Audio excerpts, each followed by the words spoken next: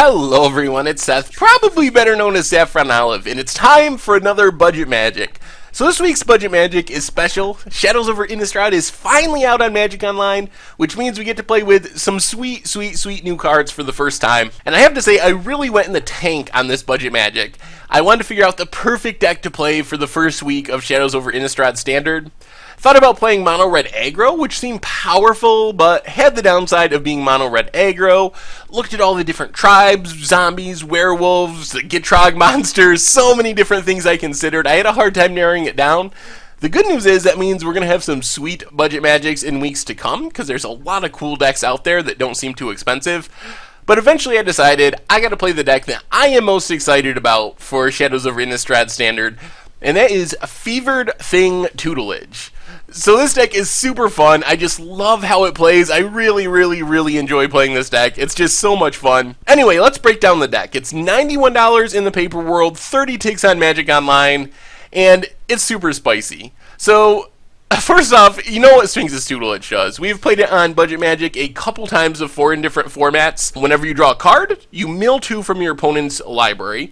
If those cards share color and are non-land cards, you repeat the process, and you can pay 6 to loot, which of course triggers the Sphinx's Tutelage. Obviously in a Tutelage deck you want to draw cards. One of the reasons I was excited to play this right away is a lot of decks in Standard right now are one color or white splashing a color, so getting double, triple hits off Sphinx's Tutelage seems pretty reasonable at the moment because of what the metagame looks like. The other reason I'm super excited for this deck, or one of the other reasons, is in Shadows over Innistrad, Wizards printed Fevered Visions, which is the perfect Howling Mine for a Tutelage deck. So not only have we not had a real Howling Mine in Standard, but most Howling Mine effects take and trigger on your upkeep, your draw step at the beginning of your turn. Well, what makes Fevered Vision so awesome? Well, there's 2 things. One of them is that it triggers on your end step. So that means if you have a Tutelage on the battlefield, you play Fevered Visions, and you're going to get that trigger right away. As soon as you go to pass your turn, you don't got to untap, your opponent doesn't draw first, you don't got to wait a whole turn, you immediately get a draw and a Tutelage trigger. The second thing that is awesome about Fevered Visions, and makes me really excited for this deck, is the damage clause. When your opponent draws their card from Fevered Visions, if they have 4 more cards in hand, they take 2 damage. In the old Tutelage decks, like the ones last summer at Pro Tour Magic Origins and around that time, they were all in on Tutelage. Sphinx's Tutelage, milling your opponent out, was plan A, plan B, plan C. That's the only way that deck is ever going to win the game. Well, with these new versions of Sphinx's Tutelage, or at least with Fevered Thing Tutelage, you actually have a path to winning with damage, not only from Fevered Visions, which legitimately wins games on its own. Against slow control decks, if you play this on turn 3, they have a handful of removal, expensive cards. They literally just draw themselves to death from Fevered Visions. It can win the game all by itself. But we also have another exciting new addition in Thing in the Ice. So Thing in the Ice is the other part of our plan B, and the deck has so many synergies that work together. So another thing that made the old Tutelage decks powerful is it had Whelming Wave as this mass bounce spell that kind of turbo fogs, that kind of fogs your opponent for multiple turns because they have to spend mana to replay all their creatures. Well, Thing in the Ice does that, because when you remove the ice counters, you flip it, bounce all your opponent's creatures. Plus, it's a 0/4 blocker, which is nice. It stops the early game creature rush. Plus, it flips around into a 7/8, which means 1 or 2 hits, especially combined with Fevered Visions, closes out the game. So we can actually win with damage in some situations, which is pretty nice. The other new card that makes this deck possible is Engulf the Shore. Engulf the Shore, instant speed, 4 mana, return all creatures to their owner's hands with toughness less than the number of islands you control. So the sweet thing about Engulf the Shore is, first off, because we're very blue, we get to play 14 islands in this deck. So we have a lot of control over it. We can pump it up and bounce big things. I bounced an Ormondal at one point, a 9/7 with Engulf the Shores, so it's definitely possible to bounce big things with it. But the more important thing is, if we play a dual land on turn 1 and play islands the next 3 turns, on turn 4, we can bounce all of our opponent's creatures if they're playing Bant Company, Mono White Humans, all these little creature decks that are so powerful, but not bounce our own Thing in the Ice because it has 4 toughness, and then our opponent goes to replay things, then the next turn we can trigger our Thing in the Ice with a couple more spells, and flip it, bounce everything again, and win the game that way. Crush of Tentacles is a backup bounce spell. The main reason we're playing one of them is because it allows us to bounce everything, including planeswalkers and so forth. We don't have a good clean answer to a planeswalker other than countering it on the way down. So Crush lets us bounce planeswalkers and then hopefully counter them on the way down. And Hydrolash doesn't bounce, but it gives all attacking creatures -2, -0 until end of turn. So it's almost a fog. In some matchups, it's literally a fog. It gets a counter off our thing in the ice, and it draws us a card, so it triggers our Sphinx's Tutelage. Then we have our card draw package. This is how we turbo out the win with Sphinx's Tutelage. Magmatic Insight, Tormenting Voice, and to a lesser extent Catalog. These just give us multiple tutelage triggers. Draw 2 cards, draw 2 cards, draw 2 cards, draw 2 cards. And it doesn't take that long to mill our opponent out with Sphinx's Tutelage using these cards. Then we have the spicy trump card, Alhemrit's Archive. Basically, we don't have a way to gain life, so this just doubles up on our draw. Our Magmatic Insight is pay 1, discard a card, draw 4. Our Catalog draws us 4 and we discard 1.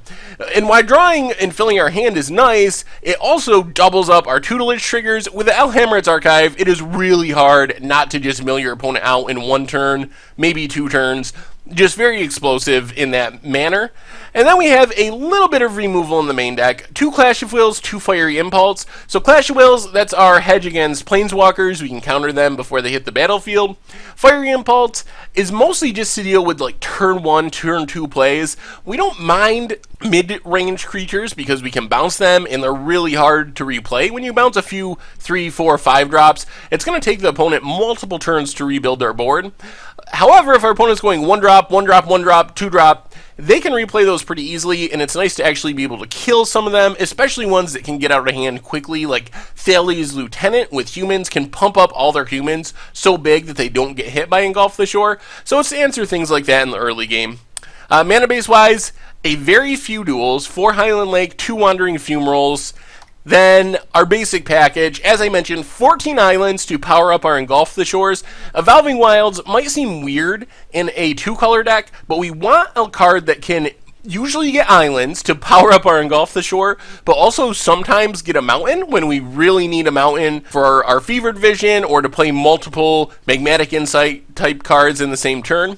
So Evolving Wilds is a card that can do that. It is usually an island, like I said, but sometimes it's a mountain. Sideboard wise, this is our we're playing against big creature package. So against aggro decks, especially the like mid-rangey aggro decks, our bounce spells are really good, so we're not too worried about those type of decks. But if we're playing against Ulamogs and World Breakers and Big Eldrazi like that, our bounce spells don't really work that well. We need 10 islands to bounce an Ulamog, and then our opponent's just going to recast it and exile our stuff. So Send to Sleep and Icefall Regent are ways that we can kind of fog out decks that are based on winning by 1 or 2 big threats on the battlefield. Then we have our kind of control package. If we need to, we can sideboard into a very controlling type deck and play Negates, Void Shatters, Clash of Wills. And this works very well against control decks, where our goal in those matchups is purely to resolve a Fevered Visions and keep ourselves alive for a few turns while Fevered Visions kills our opponent, because those decks just don't have a good way of dealing with it. So these come in those matchups. Sometimes we even take out Tutelage in those matchups and just go 100% on the Fevered Visions plan. And then some more of our aggro package against very aggressive decks like the very aggro mono white humans decks. Our bounce spells aren't that great. We can bounce everything, but since our opponent's creatures are so cheap, all we're really doing is making them replay all their spells. So they're only really losing 1 turn, and a lot of times if they have Knight of White Orchid and other cards, they're getting clue tokens, they're getting lands, they're taking advantage of the fact that they have to replay these creatures. So we can get rid of like our Crush, maybe go down a little bit of our bounce spells. Also, Fevered Visions is not very good against the very aggressive white decks, because they don't usually have 4 cards in their hand, so we're just helping them draw more action and they're not taking damage. In those matchups, We want to win with Tutelage, because Tutelage against a mono white deck with only like 20 lands or something mills the opponent out super fast. Like, it usually takes 1 or 2 turns of card draw spells to finish off the game. So we can take out Fevered Visions and like the Crush and go and bring in our Fiery Impulses and Roast and try to win those matchups that way. So that's the deck, and I'm super excited about it. I think it is really sweet. It gets to play a bunch of new cards, one of my favorite old cards, and you get to draw a ton of cards. So it's just everything that I love in Magic, all rolled into one. So I think it's super sweet, and I'm really excited for it. Anyway, make sure to check out the website, mtggoldfish.com. Tons of awesome content, decks, prices, metagame strategy. That's where you'll find the article for this Budget Magic and all the other Budget Magics.